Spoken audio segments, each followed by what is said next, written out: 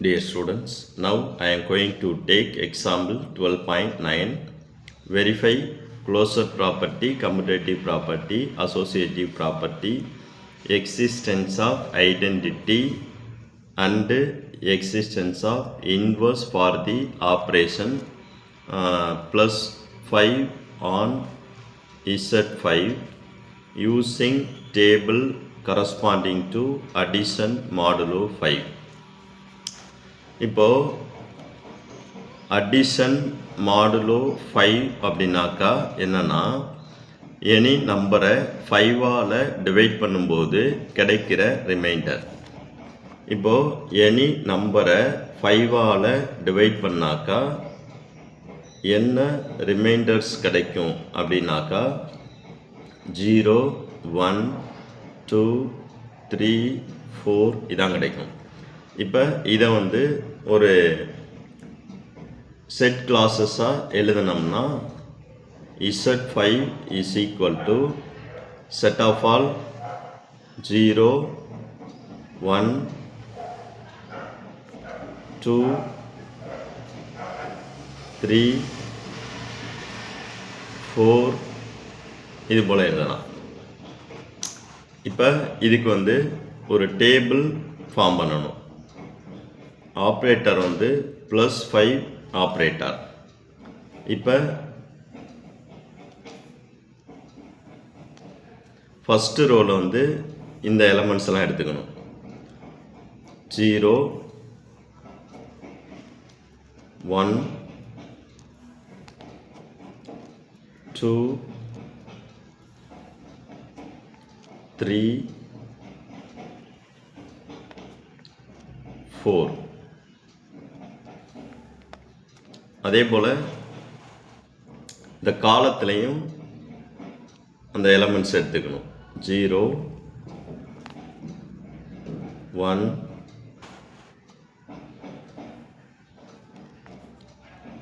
2 3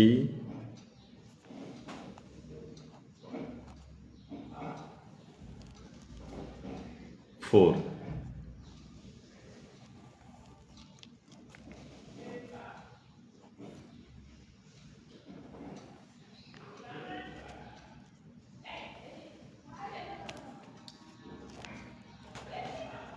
இப்போ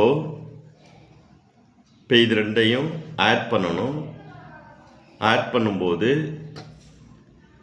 5ஐ விட கம்மியாக இருந்துச்சுன்னா அதை அப்படியே எழுதிடணும்.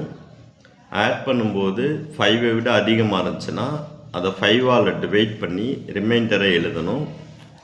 இதுதான் இந்த +5 ஆப்ரேட்டர் அதோட work. Okay. 0 + 0 what is value 0. 0 + 1 what is the value 1. 0 + 2 what is the value 2. 0 + 3 what is the value 3. 0 + 4 what is the value 4. 1 + 0 what is the value 1. 1 + 1 what is the value 2. 1 + 2 what is the value 3. 1 + 3 what is the value 4. 1 + 4 what is the value 5. இங்கே 5க்கு ஈக்குவலாக இருக்குது. அதனால் 5ஆல் divide பண்ணிட்டோம்னா 1 × 5 is 5, 1 × 5 is 5. இப்போ reminder இருக்காப்பா? இல்லை. இல்லைனாக்கா 0. So இதோட ரிமைண்டர் 0. அடுத்து 2 + 0 what is the value 2. 2 + 1 what is the value 3.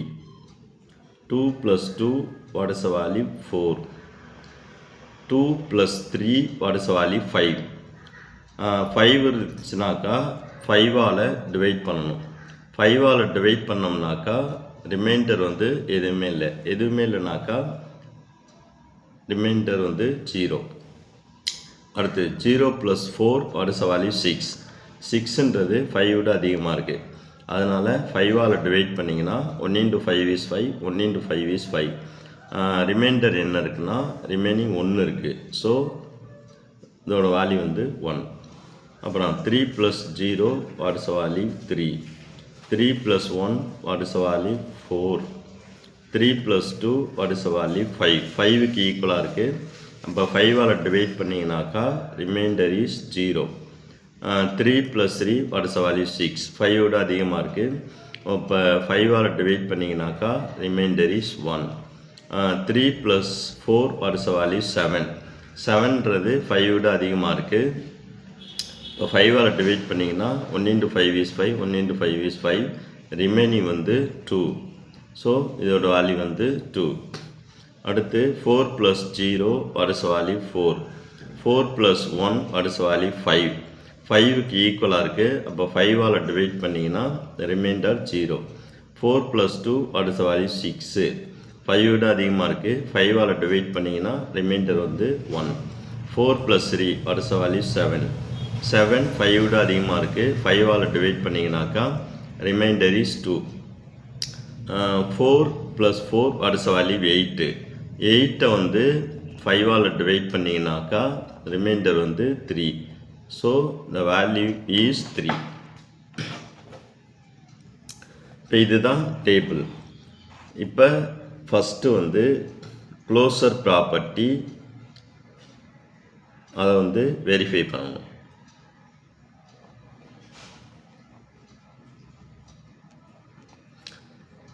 இப்போ க்ளோசர் ப்ராப்பர்ட்டினாக்கா என்னென்னா இந்த டேபிளில் உள்ள எல்லா எலமெண்ட்ஸும் இந்த Z5ன்ற செட்டுக்குள்ளே இருக்குது அப்படின்னு சொல்லிட்டோம்னா அதுதான் க்ளோசர் ப்ராப்பர்ட்டி. இப்போ இந்த டேபிளுக்குள்ளே வந்து என்னென்ன எலமெண்ட்ஸ் பாருக்கு எஸ் 0 1 2 3 4 இந்த எலமெண்ட்ஸாக இருக்குது. அதே எலமெண்ட்ஸ் தான் Z5க்குள்ளேயும் இருக்குது. அப்போ இதை வந்து என்ன சொல்லிடலாம்னா all the elements in the table are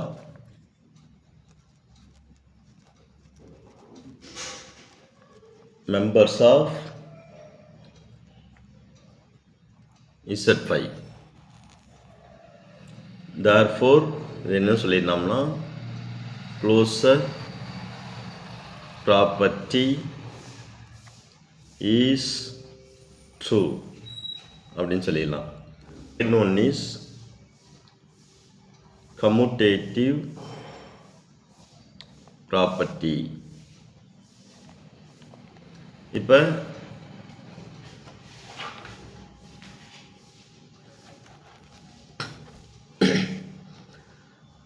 கம்முட்டேட்டிவ் ப்ராப்பர்ட்டினாக்கா இதை எப்படி செக் பண்ணுறதுன்னா இப்போ இதில் வந்து மெயின் டயகோனல்ஸ்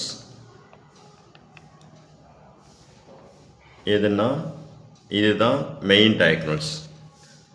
இந்த டேபிள் வந்து இந்த மெயின் டயகோனல்ஸை பொறுத்து இது வந்து ஈக்குவலாக இருக்கும்.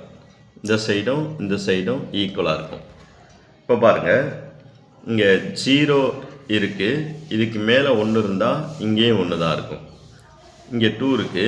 இதுக்கு மேலே வந்து 2 3 இருந்துச்சுன்னா இதுக்கு கீழேயும் 2 3. அதே போல் இங்கே 4 இருக்குது. இதுக்கு மேலே 4 4 இருந்துச்சுனாக்கா அது கீழேயும் 4 4 தான் இருக்கும். இங்கே 1 இருக்குது. அதுக்கு மேலே 1 இருந்துச்சுனாக்கா அதுக்கு கீழேயும் 1 தான் இருக்குது. அப்போ இந்த மெயின் டயகோனல்ஸ் வந்து இந்த டேபிளை சிம்மெட்ரிக்கலாக பிரிக்குது அப்படின்னு சொல்லிட்டோம்னா அதுதான் க்ளோசர் ப்ராப்பர்ட்டி. இப்போ இந்த மெயின் டயகோனல்ஸ் வந்து இதை சிம்மெட்ரிக்கலாக பிரிக்கிறது தானப்பா? எஸ். அப்போ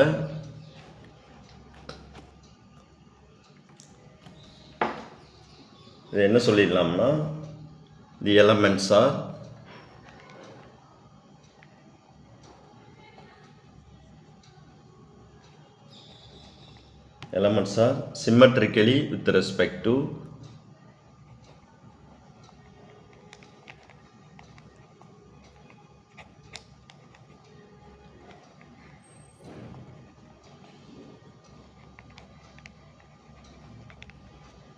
symmetrically with respect to main diagonals.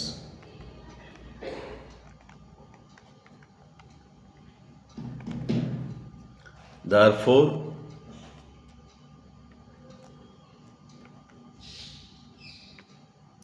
commutative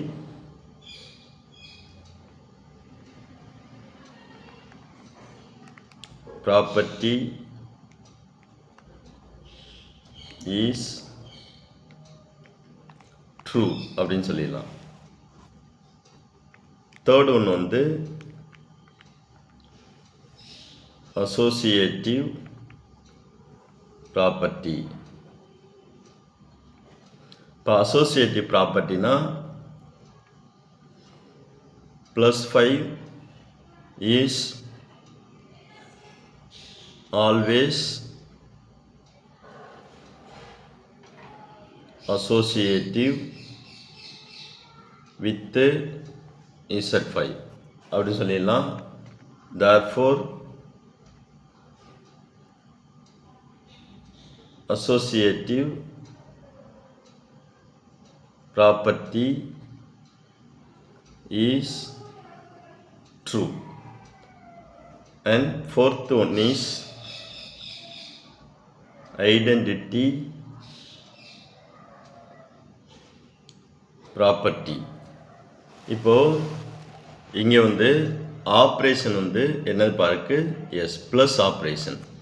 அப்போ ப்ளஸ் ஆப்ரேஷன்னா ஐடென்டி எலமெண்ட் என்ன எஸ் 0. therefore ஐடென்டிட்டி element வந்து 0, that is also belongs to integer number Z. therefore identity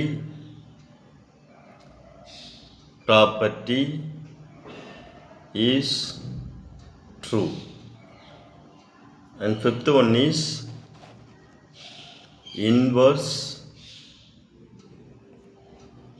property. இப்போ இதில் வந்து ஒவ்வொரு எலமெண்ட்ஸுக்குமே இன்வர்ஸ் கண்டுபிடிக்கணும். இப்போ இதுக்கு இன்வர்ஸ் எப்படி கண்டுபிடிக்கிறதுனா 0வோட இன்வர்ஸ் கண்டுபிடிக்கணும்னாக்கா 0வுக்கு நேராக ஐடென்டி எலமெண்ட் எங்கே இருக்குதுன்னு பார்க்கணும். அதுக்கு நேராக மேலே உள்ளது தான் அதோட இன்வர்ஸ்.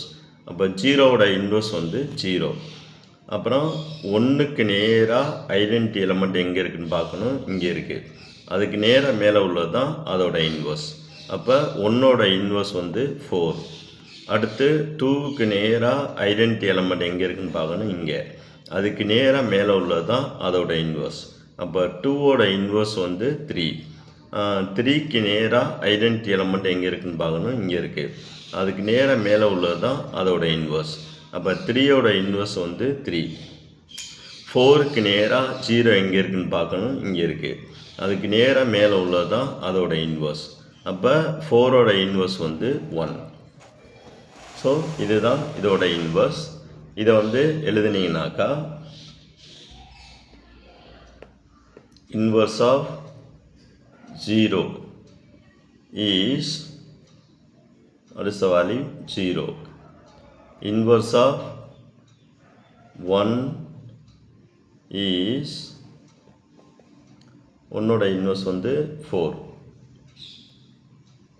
Inverse of 2 is, 2ஓட இன்வர்ஸ் 3. Inverse of 3 is, 3ஓட இன்வர்ஸ் வந்து 2.